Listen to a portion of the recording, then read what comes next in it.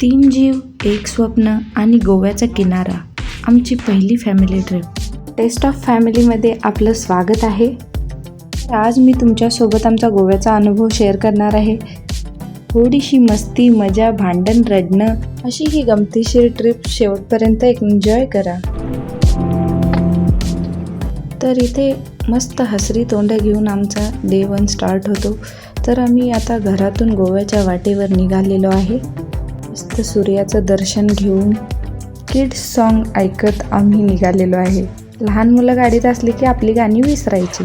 अशाच पद्धतीने सकाळी लवकर उठायला लागल्यामुळे सिया मॅडम काय आमच्या हॅप्पी नव्हत्या. मग तिला आम्ही सांगितलं आत्तूकडे जायचं आहे. मग लगेच खुश झाली. कोणतीही ट्रिप असू दे, प्लॅन चेंज तर होणारच. आम्ही लगेच गोव्यासाठी निघणार होतो, पण पाहुण्यांनी आग्रह धरल्यामुळे आम्हाला तिथं राहावं लागलं. कडाक्याची थंडी, डिसेंबर होता, तर थोडीशी बॉनफायर एन्जॉय केली. तर नेक्स्ट डे लवकर उठून आम्ही आंबोली घाटात प्रवेश केला. सह्याद्रीच्या कुशीत वसलेला आंबोली घाट म्हणजे निसर्गाचा अप्रतिम खजिना. धबधबे, धुक्यांची चादर आणि हिरवाईने नटलेलं स्वर्ग सदृश्य ठिकाण. प्रत्येक वळणावर नवं सौंदर्य आणि शांततेचा अनुभव देणारा हा घाट, मनाला सुखावणारा आणि आठवणीत कायम राहणारा असा आंबोली घाट. त्या असल्यामुळे धबधब्याला थोडा प्रवाह कमी होता. निसर्गाचा अनुभव घेण्यासाठी आम्ही तिथे थोडा वेळ थांबलो होतो. सियासोबत गंमत झाली. हळूच माकड आलं आणि त्याने सियाचं लॉलीपॉप काढून घेतलं. हे इतकं हुशार माकड, यांनी लॉलीपॉपचं कवर काढून लिटरली लॉलीपॉप खाल्लं. आमची ठमाबाई थोडी रुसली होती. तिला थोडं मनवलं, फोटो काढले आणि परत गोव्याला. आंबोली घाट बांदा ते Mapusa. If you think Goa is just about the beaches, you haven't seen this view yet. We are crossing the iconic Atal Setu. हा पूल मांडवी नदीवर बांधलेला असून वरून जाताना नदीचे अथांग पात्र, त्यात तरंगणाऱ्या आलिशान क्रूज आणि कसिनो यांचे दृश्य खूपच सुंदर दिसते. रात्रीच्या वेळी तर म्हणतात हा पूल दागिन्यांसारखा चमकतो. पांढऱ्या शुभ्र केबल्सवर आधारलेला हा पूल आकाशात झेपावल्यासारखा दिसतो. त्याचे उंच पिलर्स आणि वाऱ्यात डोलणाऱ्या केबल्स पुलाला एक फ्युचरिस्टिक लुक देतात.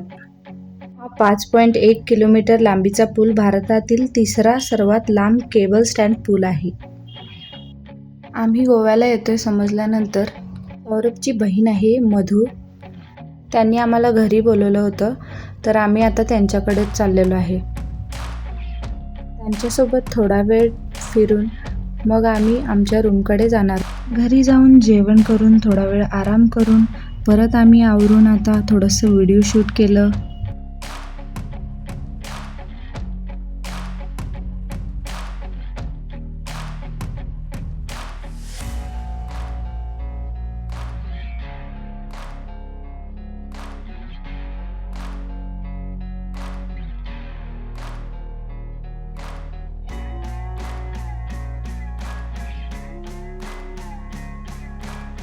तर रॅम्प वॉक करत एक व्हिडिओ शूट केला.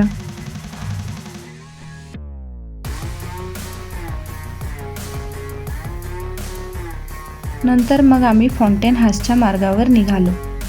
पुढे जाताना मजेस्टिक प्राईड, बरेच कसिनो बघायला भेटले. आमच्यासोबत सिया होती, त्यामुळे आम्ही कोणत्याही कसिनोमध्ये वगैरे गेलेलो नाही.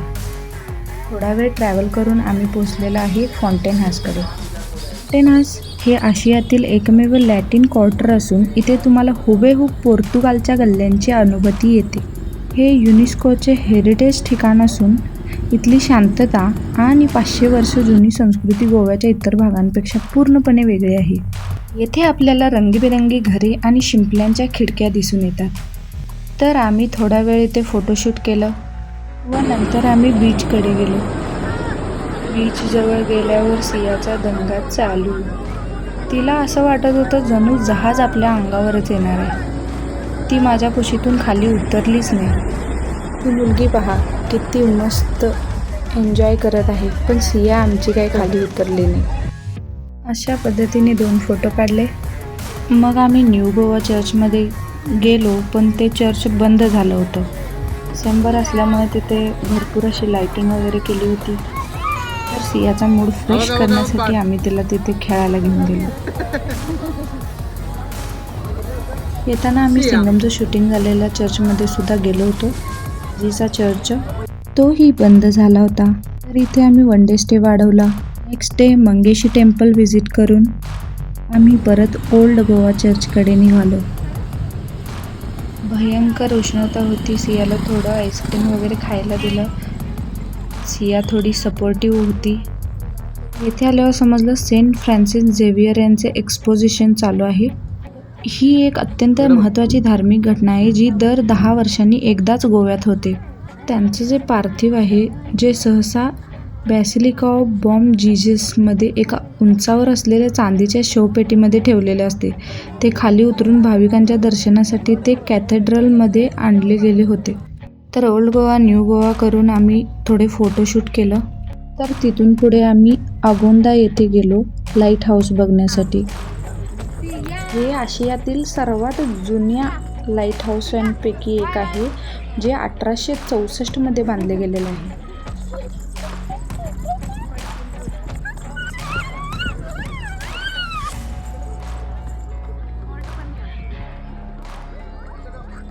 इथं जरा आमची सियारानी खेळली. तिथून मग आम्ही रूमवर आलो. पाहुण्यांच्याकडे स्टे केल्यामुळे आमचा बुकिंगचा आणखीन एक दिवस वाढलेला आहे.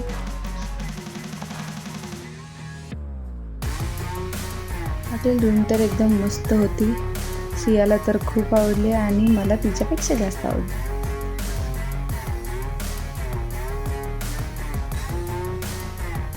मस्त रिलॅक्सिंग एकदम वातावरण होतं. चला गॅलरी व्ह्यू बघूया.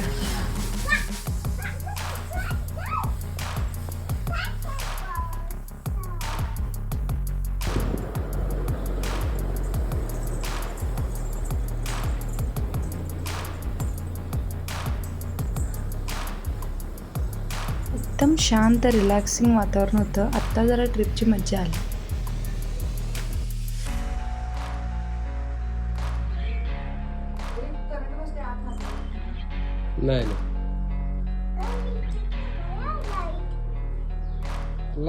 अत्यंत महत्त्वाची गोष्ट, जर तुम्ही नॉनव्हेज फिश वगैरे खात असाल तर उत्तम, पण जर खात नसाल तर तुमचे पोटाचे इथे हाल होणार. हॉटेलमध्ये आम्हाला कोल्हापुरी स्टाईल नाश्ता भेटला त्यामुळे आम्हाला काही वाटलं नाही, पण बाहेर याचं जेवण आम्हा कोल्हापूरकरांना तिथं जाणार नाही. तर आम्ही आरंबोल बीचवर आलेलो आहे. तर यालाच फॉरेनर्सचा बीचही असंही म्हटलं जातं. मला इथे मोठ्या प्रमाणात फॉरेनर्स बघायला भेटतील.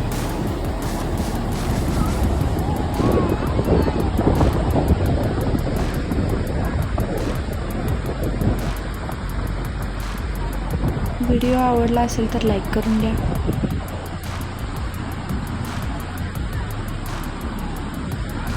इथं मस्त थोडंसं फोटोशूट करून घेतलं.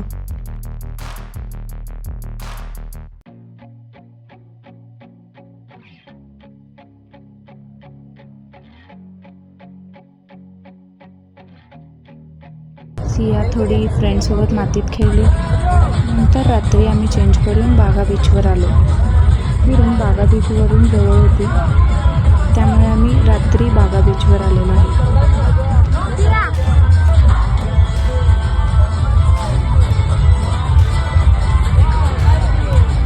छान म्युझिकवर बीचवर आरामात मस्त, क्लबिंग नाही काय नाही, मस्त बीचवर हे दोघं डान्स करत होते म्युझिकवर जाईल तिथं.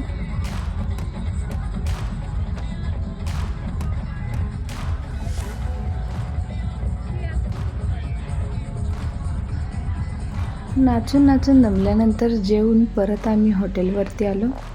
नंतर आम्ही पूल साईडवर शांत असा टाईम स्पेंड केला.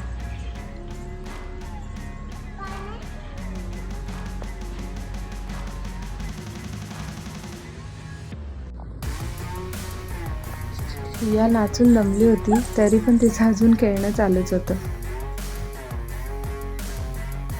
आम्ही खूप छान क्वालिटी फॅमिली टाईम स्पेंड केला. सकाळी उठल्यावर परतीचा प्रवास चालू होणार तितक्यात ब्रेकफास्ट नंतर परत पूल साईडवर या दोघांनी मस्त डान्स करून स्विमिंग करून एन्जॉय केलेला आहे.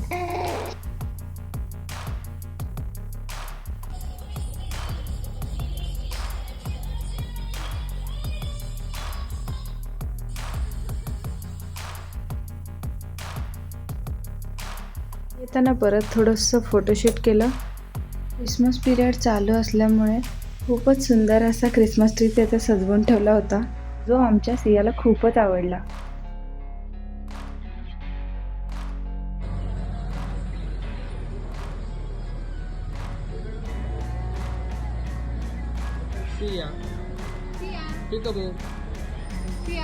तर तुम्ही कधी जाताय आता गोव्याला?